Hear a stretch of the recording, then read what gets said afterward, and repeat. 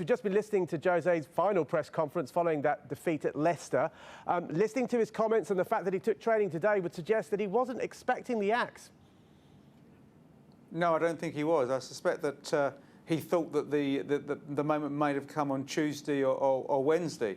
But having got through that, he probably thought, particularly as he was taking training for the second day running, that he'd been given a stay of execution. In fact, he was just being prepared for the block.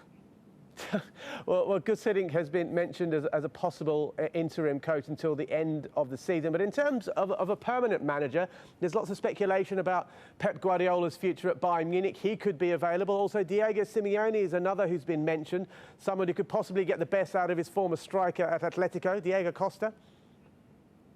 Yes, I think there's a possibility. Look, there's no doubt about it. We know that Guardiola is leaving Bayern Munich. We also know 100% that Roman Abramovich would give everything, even members of his family perhaps, to acquire Guardiola as the new coach of Chelsea. I suspect that's not going to happen. I don't think that Guardiola fancies working for Chelsea. Therefore, Simeone is in my book the front runner, even though he's the second choice of the owner. Yeah, I mean, Chelsea's next game is against Sunderland on Saturday. I could be cheeky and call it a relegation six-pointer, but Jose Mourinho's always had the support of the Chelsea fans. They're not very happy today. What do you think the atmosphere is going to be like on Saturday? I mean, do you think some of the players might get a bit of stick? Well, when Rafa Benitez was first appointed as interim manager a couple of years ago, the atmosphere was described as poisonous at Stamford Bridge for his first game.